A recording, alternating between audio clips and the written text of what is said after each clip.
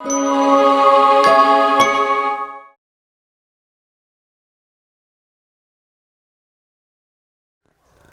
Gate से अमर जवान ज्योति की ज्वाला ले जाई गई है, मर्ज की गई है। हाँ, वार मेमोरियल में जी। वो आज एक बहुत बड़ी चीज़ हुई है जो शायद लोग समझना ही नहीं चाहते हैं या उसके पीछे पॉलिटिक्स करते हैं। वो जो आपने मर्ज करने की जो बात कही, वो उससे आप कितना इत्तेफाक रखते हैं? जो राजनीति हो रही है, जो आए दिन हम डिबेट सुन रहे हैं, हर आदमी अपने व्यूज़ दे रहा है उसके ऊपर। जब सैनिक मरता है उससे ज़्यादा कीमत कोई नहीं चुका सकता। देखिए, मैंने इंडिया गेट खुद पास में जाके 3-4 बार देखा होगा, शायद और 5-6 बार देखा होगा।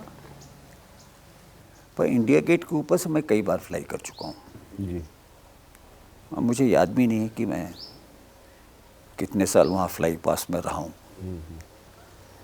पर इंडिया गेट की जो मुझे याद है छोटी सी, 15 अगस्त का दिन एक बहुत अहम दिन है हमारे हिंदुस्तानियों के लिए। मैं कतई ये नहीं कह रहा हूँ कि जिसने अपना सर्वोच्च दे दिया, जी। जो वीर गति को प्राप्त हो गया, जी। उससे ज़्यादा कीमत तो कोई नहीं दे सकता है। पर मुझे जहाँ तक याद है, उस इंडिया गेट पर 14 अगस्त की रात या 15 अगस्त की सुबह कि जो लोग वीर गति को प्राप्त हुए उनका नाम तो नहीं देखा। तो इंडिया गेट फौजियों के लिए बनाया गया था, जो मतलब लोग कहते हैं, बनाए तो अंग्रेजों ने था, जी। पर जो देश के लिए मर गए, जिनने अपनी ज़िंदगी दे दी, उनका नाम तो मैंने साहब नहीं देखा वहाँ। ये मैं बोल रहा हूँ कि वीर गति को प्राप्त हुए, अपना सब कुछ दे दिया, पर वो अंग्रेजों के लिए दिया गया था। हम थे हिंदुस्तानी, लेकिन हम लड़ अंग्रेजों के लिए, अपनों के साथ लड़ रहे अब थे। आप ये बताइए, 15 अगस्त के बाद जिन्होंने अपना सब कुछ दे दिया, उनके नाम कहाँ हैं? क्या उनकी वीरगति जिनके नाम खुदे हैं उनसे कम है? क्योंकि ये लोग देश के लिए मरे हैं और देश हमेशा जिंदा रहता है, हम लोग मरते हैं। मुझे आज भी याद है, सॉरी आपको डाइग्रेस कर रहा हूँ, 1963 में सिलेक्ट हुआ था एयरफोर्स में और मुझे दिल्ली जाना पड़ा मेडिकल बोर्ड के लिए। दिल्ली मैंने कभी देखा नहीं था, बड़ा घबराया हुआ था, 19 साल का था। तो जब स्टेशन पर उतरा तो मुझे याद नहीं है कि उसमें ऑटो रिक्शा तो होते नहीं थे, तांगे पे, हाँ मैं गया था। वो तांगे वाले से मैंने कहा, देख भाई, मैं दिल्ली कभी नहीं आया हूँ, इंडिया गेट का बहुत सुना है, मुझे इंडिया गेट दिखा देना। मैं उस तांगे वाले को बहुत धन्यवाद देता हूँ आज भी। उसका कारण है, जब हम लोग वो इंडिया गेट के राउंडल पे पहुँचे तो उसने तांगा रोका मुझे और कहा, ये इंडिया गेट है। फिर वो पूरा उसने राउंडल लगा के आए, बोले साहब आपने पूरा राउंड लगा लिया है, इसको इंडिया गेट बोलते हैं। उसने एक चीज़ कही जो मैं उस समय नहीं समझ पाया। उसने कहा, आप अभी अभी फ़ौज में आ रहे हैं। कहाँ?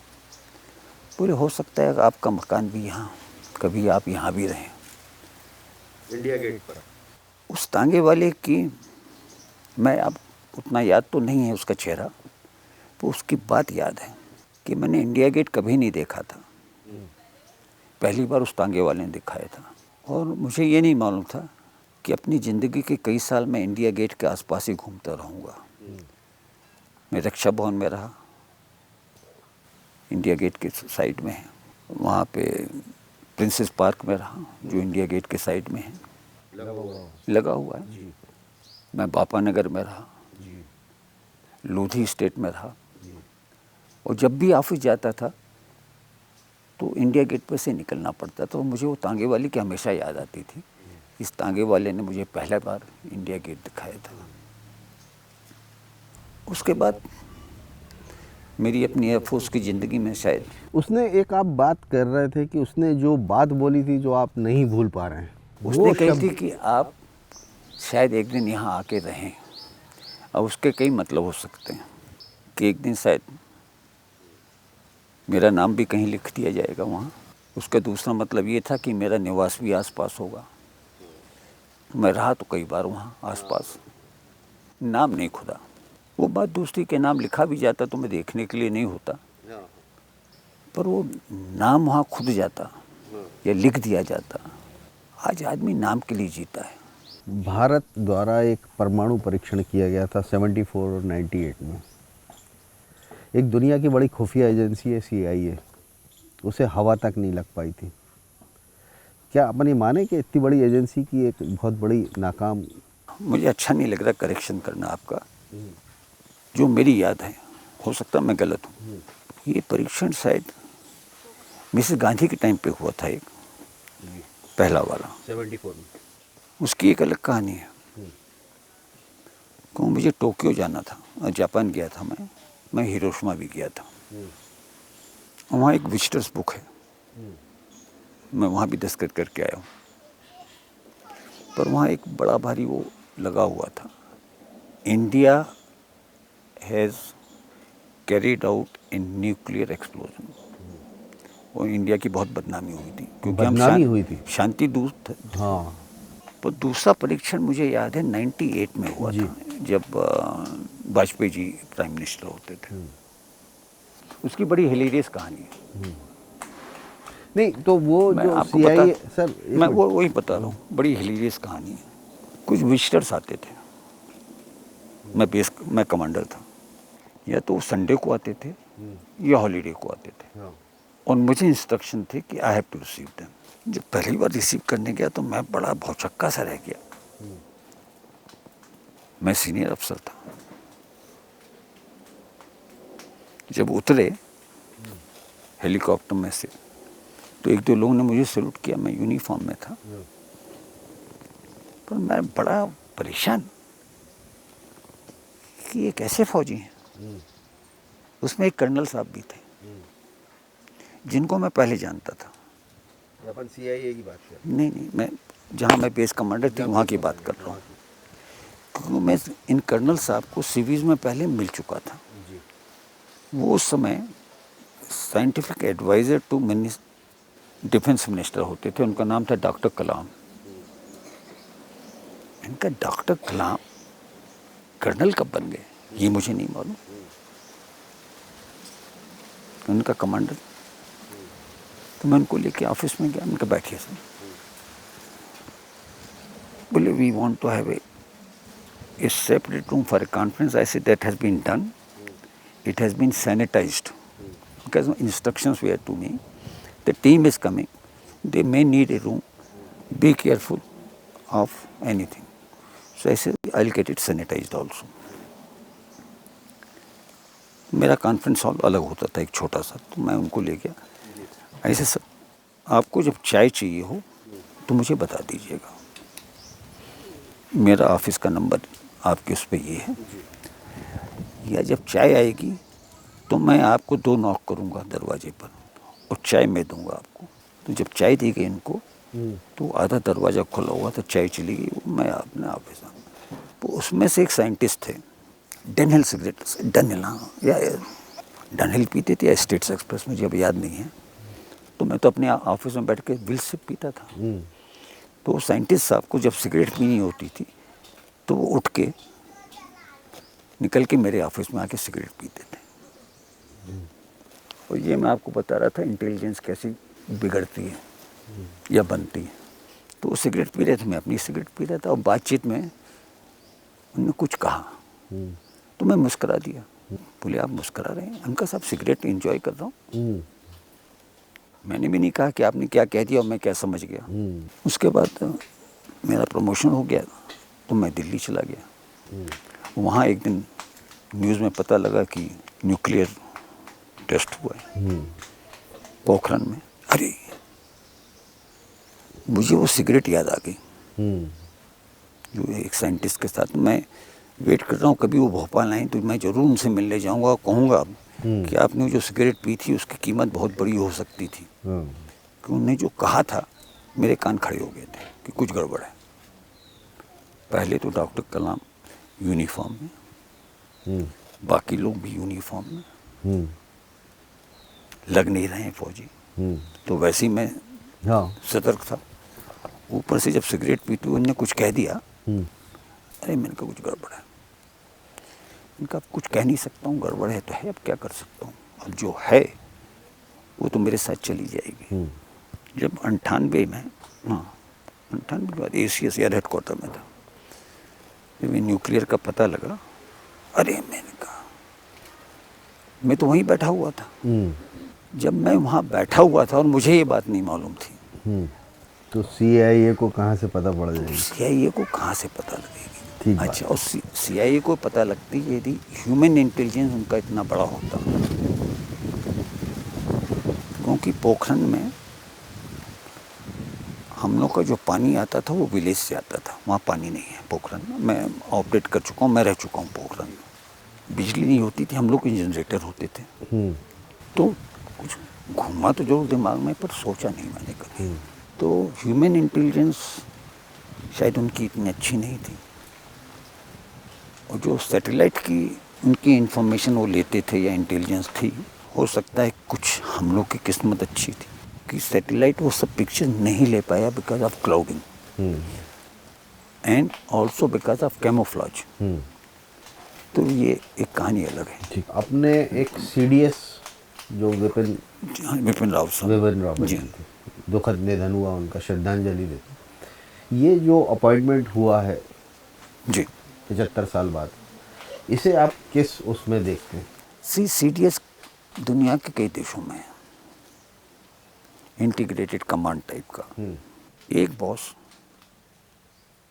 यदि सब सेनाओं को, चाहे वायुसेना हो, चाहे नेवी की हो, चाहे आर्मी की हो, सब तीनों सेनाओं को एक बॉस रहे तो काम ज़्यादा अच्छा होता है, इसमें कोई शक नहीं है जी। पर आप जब इंटीग्रेटेड कमांड की बात करते हैं, एयरफोर्स एक ऐसी चीज़ होती है वो कहीं भी जाके इंटीग्रेट हो जाती है। मैं आपको उसका एक उदाहरण दे देता हूँ। मैं जहाँ से ऑपरेट कर रहा था 71 वॉर में, and I was shot down when I met another prisoner of war. उनके भी सफ़ेद बाल थे, उनके जो कपड़े थे वो मेरे जैसे थे। उस समय दिमाग काफ़ी वो रहता है। मैंने कहा ये इंडियन है कि प्लांटेड है? प्लांटेड। हाँ। तो वो भी ज़्यादा बात नहीं कर, और मैं भी नहीं कर रहा था। तो उनने बातचीत में ये कह दिया कि मैं फलानी जगह से टेक ऑफ किया था। तो मेरे कान एकदम और वो हो गए कि मुझे नहीं मालूम ये बात। बाद में पता लगा कि मैं तो सुबह I was shut down in the morning, by afternoon that base had changed, the things moved so fast, different type of aircraft, different pilots, different strategy. वो कुछ घंटों में उस बेस बदल गई। बदल गई। अब देखिए, मैं मान लीजिए ऑपरेट कर रहा हूँ पठानकोट से, जी। मेरा बेस है, पर घंटे भर के बाद मैं कहाँ हूँगा किसी को नहीं मालूम। जी। घंटे भर के बाद मैं जोधपुर से ऑपरेट कर रहा हूँ, 2 घंटे के बाद शायद सिरसा से ऑपरेट कर रहा हूँ, आधे घंटे के बाद मैं शायद अमृतसर से ऑपरेट कर रहा हूँ। So we move very fast, with in few hours we are operational anywhere you say, from the mother base. अपन कोऑर्डिनेशन की जो बात कर रहे थे वो थोड़ा सा बना। तो कोऑर्डिनेशन का ये है, ताश के पत्तों में एक जोकर है, वो कहीं भी फिट हो जाता है जाके, वो कभी भी हो जाता है। ऐसी एयरफोर्स है, जहाँ चाहे, जब चाहे, किसी भी समय चाहे। अब उस जमाने में थोड़ा डिफरेंस था because we were not night qualified, हम कहीं भी जाके फिट हो जाते हैं। तो इंटीग्रेटेड कमांड ठीक है, बहुत अच्छी चीज़ है, पर उनकी जो सोच है उसको उस हिसाब से देखना होगा। जैसे आप मुझे कह दें कि आके ये महुआ चलाओ, मेरे बस का नहीं है, क्यों, मुझे जानते ही नहीं। इसी तरह एयरफोर्स, आपको उसको कैसे यूज़ करना, कहाँ यूज़ करना, कभी। हम लोग एयरफोर्स वाले टारगेट डिस्ट्रॉय नहीं करते हैं, मतलब हम लोग सिर्फ सॉफ्ट करते हैं, पर झंडा फौजी लगाता है, क्योंकि हवाई जहाज से कूद के मैं झंडा तो लगाने जा नहीं सकता। तो ये थोड़ा सा फ़र्क हो जाता है। जब ज़मीन पे कब्जा करना है तो फौज करेगी, हम लोग उसके पहले जाके जरूर भले उसको बॉम्ब करके थोड़ा कमज़ोर कर दें या टाइगर हिल देख लीजिए, जिसमें भदौरिया इन्वॉल्व था, यंग पायलट था। We managed to use that guided weapon. शायद उस समय उसकी कीमत करीब 1 करोड़ होती थी, और 1 करोड़ ठिकाने पर नहीं पड़ा तो बर्बाद हो गया। केंद्र सरकार की बात करें, स्टेट की बात करें, एक रिटायरमेंट के बाद एक वेटरन को बहुत सारी सुविधाओं के प्रावधान हैं। मैं प्रावधान की बात कर रहा हूँ, ये कितने फुलफ़िल हो पाते हैं? और आपने तो मेरे ख्याल से जो नॉर्मली जो फौजी रिटायर होता है उसके अलावा आपके पास तो एक जेल का भी एक, तो इस रिवार्ड के बतौर और जो प्रावधानों के बतौर क्या चीज़ सरकार से मिल पाई है, आपने नहीं मिल पाई है, आपने कभी कोशिश की हो तो? देखिए, इसको 2 किस्म से देखना पड़ेगा। जी एक इकोनॉमी के नाम पर और दूसरा नाम के नाम। जी मुझे आज भी याद है कि जब मैं फ़ौज में गया था जी या एयरफोर्स में गया था, तो एज़ पर प्रोटोकॉल जी हम लोग काफ़ी ऊपर होते थे। आजकल प्रोटोकॉल में हम लोग बहुत नीचे हो गए।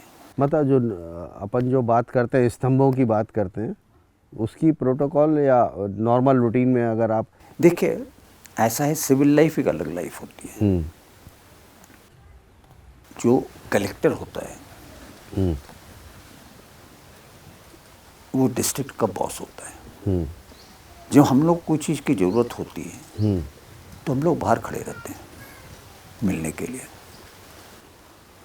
पर आज से 50 साल पहले, 55 साल पहले, हाँ,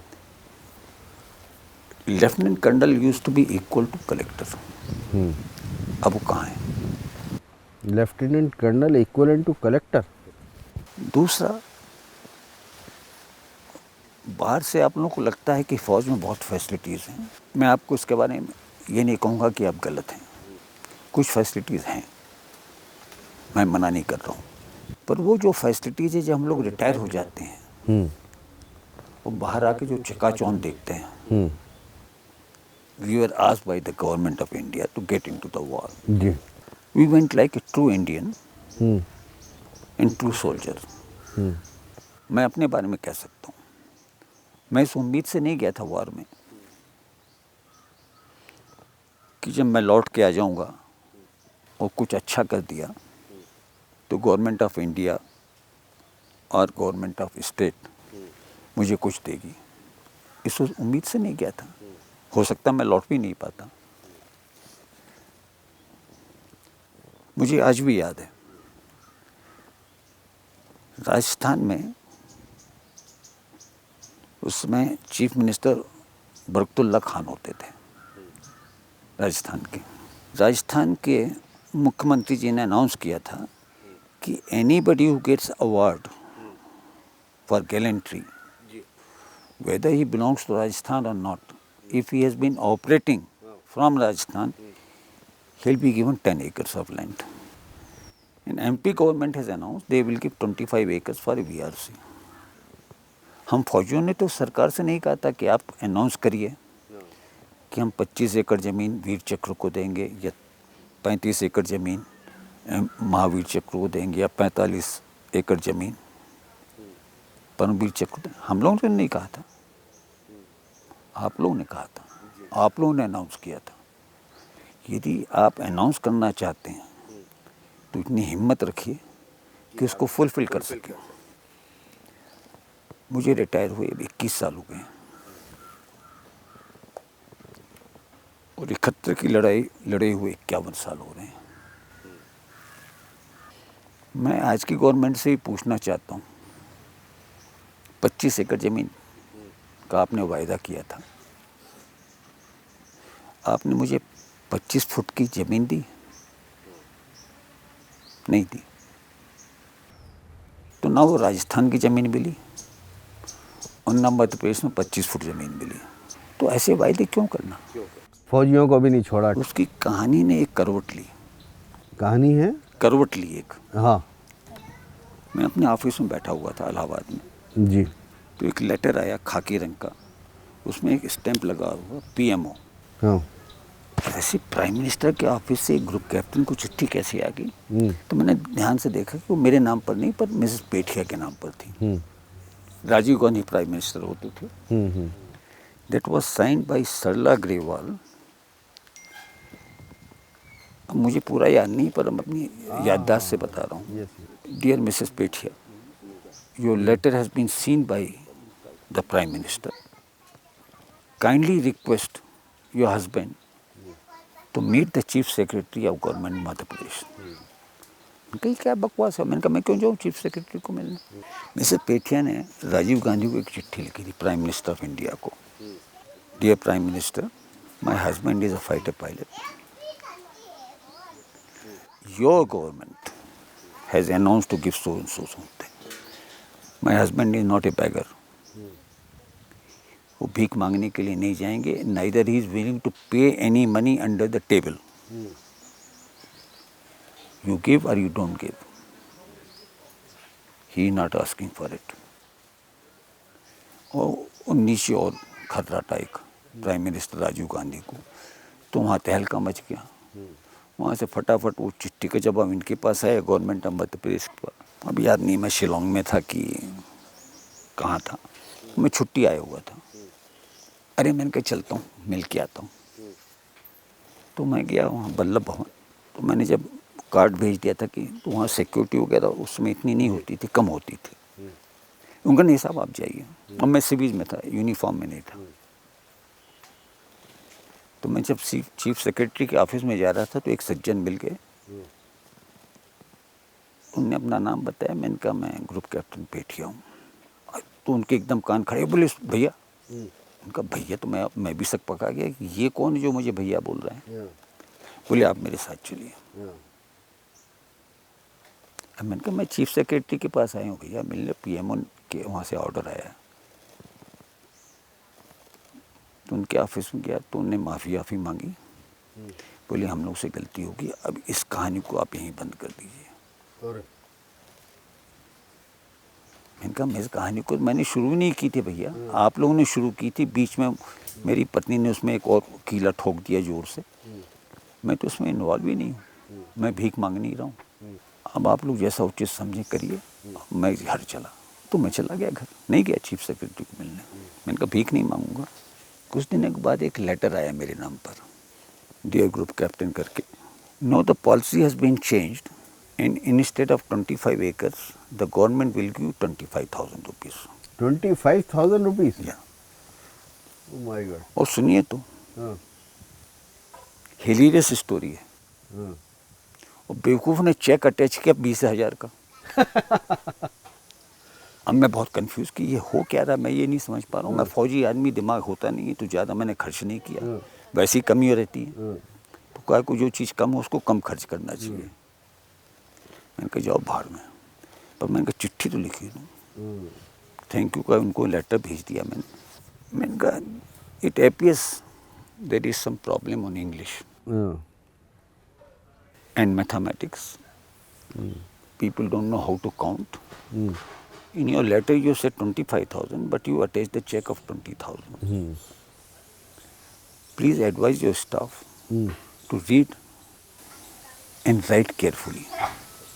और मैंने वो चिट्ठी वापस भेज दी। तो ये उसकी दूसरी कहानी है।